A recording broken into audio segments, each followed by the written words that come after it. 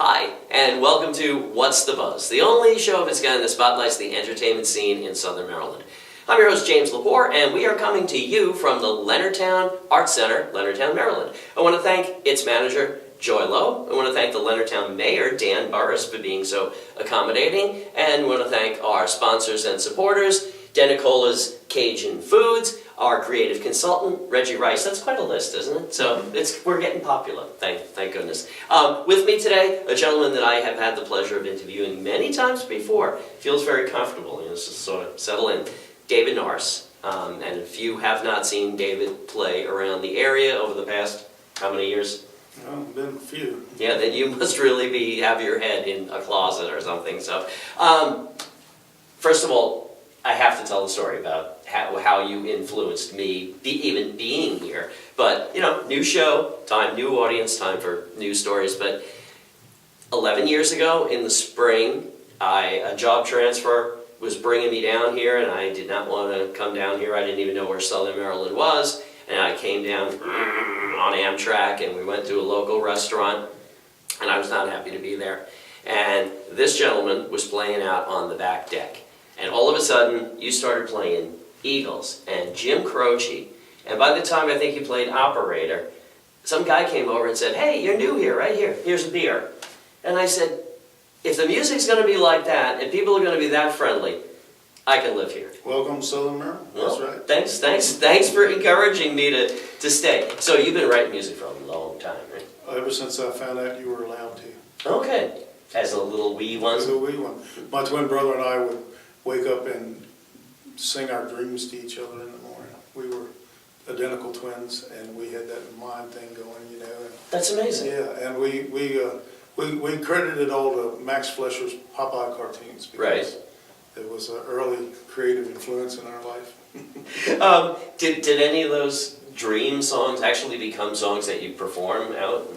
Not from those days, but I have, as strange as it may seem, would awaken from a dream where a melody was in your head and you jump right up and write it down. That's amazing. People that are creative musically like that, where we just discussed that earlier, where all of a sudden, when you get in the zone, right, all kinds of ideas and melodies come out. My friend Alan Berg tells me that he says your brain has got a different syntax than everybody else. He says you're wired to just write, and you come up with these things. And so much of what you write is about St. Mary's County. So you would it be right to say that you kind of collect stories? Oh yes, there's plenty of them out there. Not as entertaining as some of the old days, but Like the moonshine stories we were talking about with drunk cows and everything. But these stories, ultimately, many of them become songs, right? sure. I mean, if you can find a way to work them in, why not? How many songs have you written in your I can't career? tell you how many. I mean, it's literally in the hundreds, It's right? maybe in the thousands. I've been writing a long time. Not every song you write is going to be a hit song, but you're working at your craft, and sometimes I'll have a melody from years past that that wouldn't be a good popular theme, so you change it around and bring it. And in my head, I'm picturing like the David Norris Blu-ray set with all 2,654 songs and slide presentations, but hey, I'd be the first guy to buy it. So you also have CDs out that people can buy. We do, and Well, now, how great is that? Well, you can go to a local restaurant, you can see you play for a couple of hours, fall in love with this man's music, and then you can actually buy a CD that you can listen to at home or in your car. well, I try to put one out every year. Last year was the first year I didn't, but it was a lot of circumstances beyond my control, family-wise, and Stuff happens. stuff happens. Have a band we have formed from about a year and a half ago, maybe 2 years ago, we originally called it Shadowbox until everybody started stealing our names. Mm-hmm. Now we're called the Shadow Boxers. Boxers. And we have a CD out called Provincial Redneck. It's like a little higher grade of redneck. And our new CD, our side man Jim Weller, who's a wonderful saxophone flutist, I love sax. player. He kind of fell out about last February. Just his heart was giving him problems, and he's been out of commission for almost the whole year, but he's slowly coming back. And our new CD is called Baltimore Baltimore, and a lot of Johnny Unitas stories and, just tales of the city and things like that. How can people get one of those? Well, it's not out yet. We're going to be. Sorry, folks. That's it. It should be shortly. So we can call this a tease for the upcoming CD. We listened to the final mixes of most of the songs yesterday and picked out the ones that really had it, I would love to be able to tell you that as a result of this interview. Like, David, we got like 99 people looking to buy the CD, but you have a Facebook page, right? Shadowbox, yes. Shadowbox. All right, look for that on We'll be Facebook. upgrading it to change that, make that. Well, it change. sounds like there's some other people like trying to use that name now too, but they'll see you and a bunch of other gentlemen. And I should also mention that this couple from Phoenix, Arizona, who came by way of Minnesota and Massachusetts, because Jeff Farias is a stand-up bass player. Mm-hmm. He plays a stand-up bass made out of airplane aluminum that was made in 1941. I don't even know what to say about this. In Czechoslovakia. It is Right. a beautiful piece of craftsmanship. It looks just like a stand-up bass, Right. but it's solid metal. I tell everybody, now playing the world's largest tuna can, Yeah, well, but Jeff's best bass player I've ever worked with. I mean, does it look like It looks like a airplane? stand-up bass. No. Well, it's shiny aluminum. It's actually, they're quite rare, and they started making these because wooden stand-up bases on the cruise ships back in the 30s and 40s Mhm. would fall to pieces. The barometric pressure would just mess with them so much. They couldn't. Okay. This was before the invention of the electric bass, of course. But he found this in a collector's house in New Jersey, and it's just wonderful. It sounds great. Oh, the pictures of it on Yeah. Facebook? Yeah, there should. See, all the more reason to go and check out this. On my Facebook page, on my cover photo, there's a picture. Go to David Norris' Facebook page. You should like this man on Facebook anyway and follow what he's doing. We'll talk about upcoming gigs in a minute, but I did want to ask, of the CDs that I own of yours, they always have a theme, don't they? Yeah, Would you say it's safe to say? I think they should. Yeah, I think this project should have a theme. And I do believe that one that I have is a Civil War theme, not just St. Mary's County, Right. Southern Maryland, but Civil War. So you're interested in that period of time? I've always been, ever since I was a wee bairn, and they took us to Gettysburg on like a 6th grade trip. And I was hooked, it was just amazing. I'm dying to go to Gettysburg, only we'll be like ghost hunting. Anyway, would you play a couple of originals for everybody? So Sure, they I'll get a play taste? one that everybody's after me to play, and then I'll play one off the new CD. Nice. Okay. We will be right back with 2 originals by David Norris right after a word from these sponsors.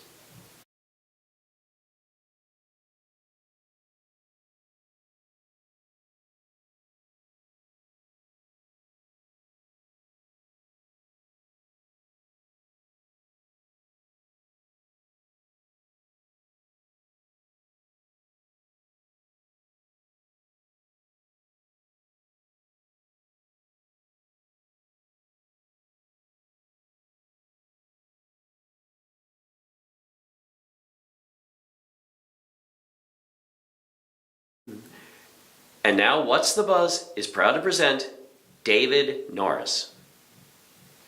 All right, this is called And This Morning She Said Goodbye.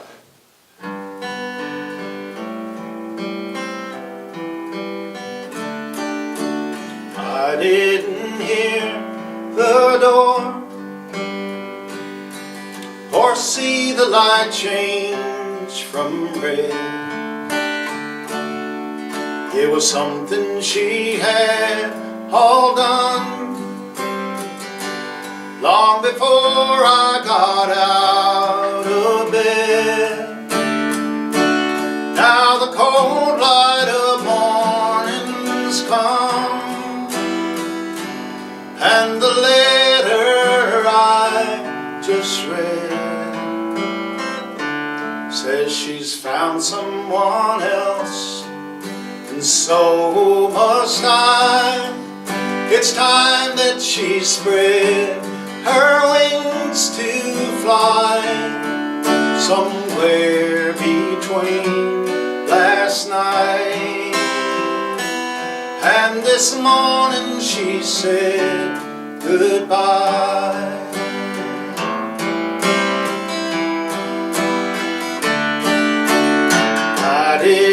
mind the tears,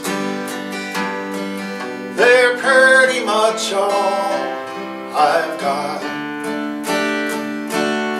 If there's something I should have said, I'm sure I'll remember why. Someday when the hurting stops, if it does when the curtain drops, she's found someone else, and so must I. It's time that she spread her wings to fly somewhere between last night and this morning. She said goodbye.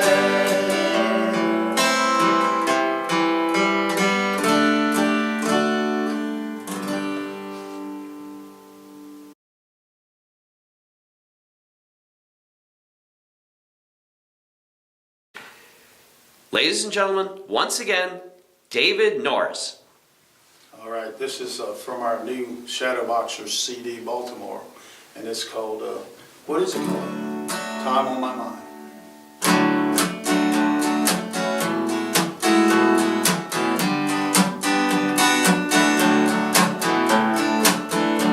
In the middle of a sunny day, watching sunlight and shadow play, you know I never used to feel this way until my years and friends, they flew away. Every road, you know, it leads somewhere, always running halfway there. You know the road could take you anywhere, but in the end it's all the good we've shared.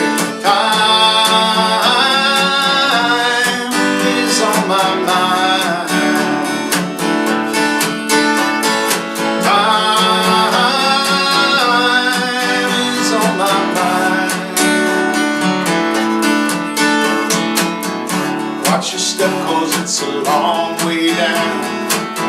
Some days it's like a battleground. You know we're lost a while before we're found, until the good times come back around. Every day, you know it leads somewhere, always running, always there. You know the day could take you anywhere, but in the end it's all the good we've shared. Time is on my mind. Time is on my mind. In the middle of a sunny day, watching sunlight and shadow play, you know I never used to feel this way until the years and friends, they flew away. Every road, you know it leads somewhere, always running, always there. You know the road could take you anywhere, but in the end it's all the love we've shared.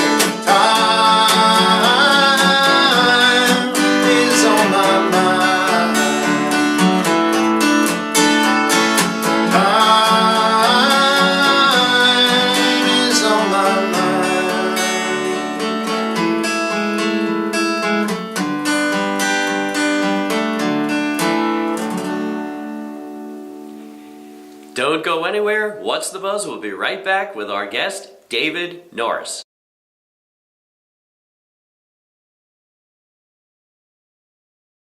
Hi, and welcome back to What's the Buzz with this week's guest, David Norris. That song, all right, this is the 9th time I've had the privilege of interviewing. Has it been that many already? Yeah, yep, Really? yep. 5 shows, 3 Christmas specials, and now this, the 9th time. I'm so happy to have you on the new show. I'm so glad to be here. But all the songs that you've played live, all the songs that I've listened to on CD, that is my favorite. Oh, good. By far. And all I could imagine when you were playing that was the credits, the end credits of a movie, maybe a convertible driving away, and that song playing as the credits roll. It just seems like it's tailor-made. Oh, thank you. What kind of influences do you have in music? I mean, would you grow up listening to? When we grew up and we were young, we had a lot of old country music, Hank Sr. and all the Hanks, Hank Williams, Hank Snow, Hank Thompson, all the early country Handkerchief, artists. Handkerchief, right. And then the Beatles came along, and Elvis and all that, and the Beatles were a huge influence, but I got to say, when Elton John came along and started producing albums like Tumbleweed Connection and Madman Across the Water, thematic albums, and really had a huge influence. And James Taylor, his style. I wouldn't want to go through what James went through to get his style, but he really created a whole other style of playing, and only he can do like that. I can't tell you how many nights I sat for hours and hours and hours trying to emulate Copperline. And I'd get, a little bit of the hammering on or whatever, but it's like, how many guitars is this man playing at the same time? It's absolutely fascinating. It's a matter of tuning and style. I mean, he tunes alternate tunings sometimes. Wow. But there's tricky people in there for alternate tunings. I'll tell you who's fantastic at that is Chris Smither. Have you ever heard any of his? No. Oh, look up Chris Smither. He's incredible. Chris Smither. Incredible. Yeah. It's funny, allowing for the style of music that we are used to coming from you, to hear you say that an early influence was Elton John, who's, just so flamboyant and a big showman. In those days, he was the showman, but he was immensely talented. Oh, I love the albums. Goodbye Yellow Brick Road is one of my favorite albums of all time. Goodbye Yellow Brick Road, every song on that album was written the day they recorded it. Really? Every and song. some of my favorite Elton John songs are on that album. They were a traveling band. They were living together. He would get up in the morning. They'd have breakfast. They'd be in this, chateau or something, and he'd sit down at the piano after breakfast, sheaf through a bunch of papers that Bernie Taupin had given him, and he would find one. He'd start with the intro. That was the lyrics, in case for people who didn't know. The lead into the song Goodbye Yellow Brick Road. Ding, ding. He'd get the intro first, and then right into it, and he wrote every one of those songs the day they recorded them. We can do that too. We can buy a bus, you and me and Heather, right? We'll hop in the bus, and your wife, and I'll write lyrics and hand them to you. My wife You can write. drive the bus. She's a certified bus driver. There you go, right? And I'll do the talking and get us gigs and stuff like that. That's amazing. But what about later on, like past 10 years? Who do you listen to?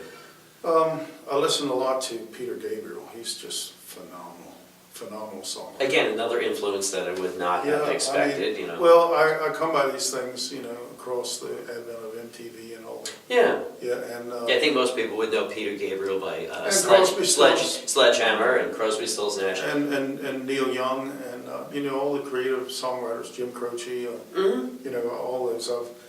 I've tried to emulate them. Roger Miller was a huge influence on me because Roger Miller was. I don't know if you know his story. No, I don't. I'm sure Heather's probably more familiar with this than me. He was orphaned at a very young age when he was like 3 years old. His father died, and his mother was dirt poor, could not afford to support him and his two brothers. Was going to give them all up for adoption, but she had 3 brothers, and each brother came and took a boy home with him. And he went with the one in Oklahoma, and he said that this town he grew up in was so small that the city limit signs was back to back.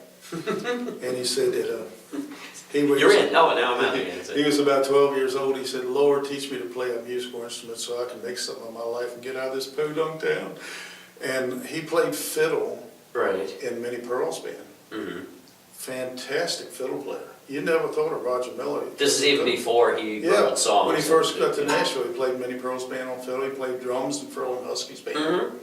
Just so we're on the same page, this is Roger Miller as in King of the Road, right? King of the Road. Okay, got it. And I saw that gold record on the wall in Nashville. In 1974, I had a book of numbers in publishing houses, and you could actually call them up in those days and say, "Hey, I've got some songs." They said, "Come on down, I'd love to hear them." So Bob Montgomery, who was Bobby Goldsberg's manager, said, "Sure, I'd love to hear him. Come on down." Well, I wasn't as good a songwriter in those days as I am now, but I went down anyway. You know, we flew, my brother Joe and I flew to Nashville and went into Street Publishing and auditioned for him, and the King of the Road gold record was on the wall. That is great. Yeah. So if you haven't seen Joseph Norris play too around town, or with David, sometimes you play as a duo, it's amazing. As a matter of fact, Heather, let's book Joe Norris in an upcoming show. He's a good guy. He's a good guy, and then Joe's a a great year guy. from now, you can both come in at the same time and do some duets for everybody. Okay. That'd be cool. Yeah. You have a lot of CDs that people could buy. I'm sure that just based on what they just heard, I'm sure people are going to want to go to your page, get some CDs. So You just can- talk about social media, Facebook and whatever Facebook, else. yes, I'm on Facebook. You can also find them at Keeping It Local in Morganza. They keep a pretty good stock of. Keeping it local in Morganza. And you know, let's put up a little slide so everybody knows that we'll promote local businesses. Okay, and That's great. upcoming shows, I play at Snellman's store every other Friday night. I'll be there this Friday. He has oysters and beer. Oh, It's the best gig. and where's that? On Sotterley Road, on the way to Sotterley. It's a white cinder block store. Oh, In the back. on the triangle? Yeah. Oh, okay. It used to be a hole in the wall No, tavern. no. Not that place? No, it's past that. You go down almost to Sotterley, and it's Snellman's store on the left, and he. Yes, I do know. It's got a big parking lot in front, and you just Yes, pull in, he right? has oysters and beer. It's got good beer on tap, and it's the best gig I've ever had. I play for oysters and beer. That's great. And it's Every Friday night. Every Friday, if I'm not there, Joe's there. Okay. But Hey, Heather, let's put up a slide for that too. I mean, plug And- local businesses and and- go see a good show. and we're And have doing, oysters and beer.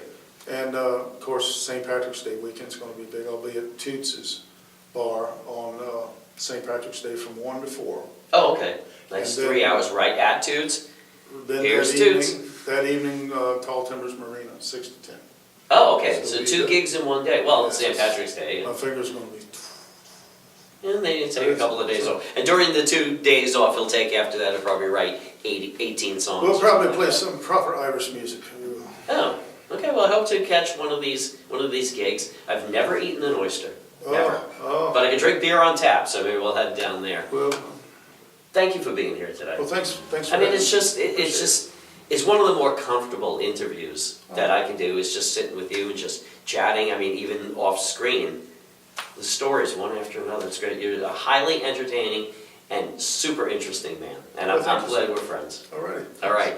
And I want to thank all of you for watching this week's episode of What's the Buzz. I thank my creative consultant, Reggie Rice. I thank my producer, Heather Lepore. I want to thank Dan Burris, mayor of Leonardtown, and Joy Lowe, the manager of this beautiful Leonardtown Arts Center. Come down, see some beautiful art. Also want to thank a sponsor, Denicola's Cajun Food. Yummy stuff. Look for it on Facebook. I'm James Lepore, and we will see you next week with a brand new episode.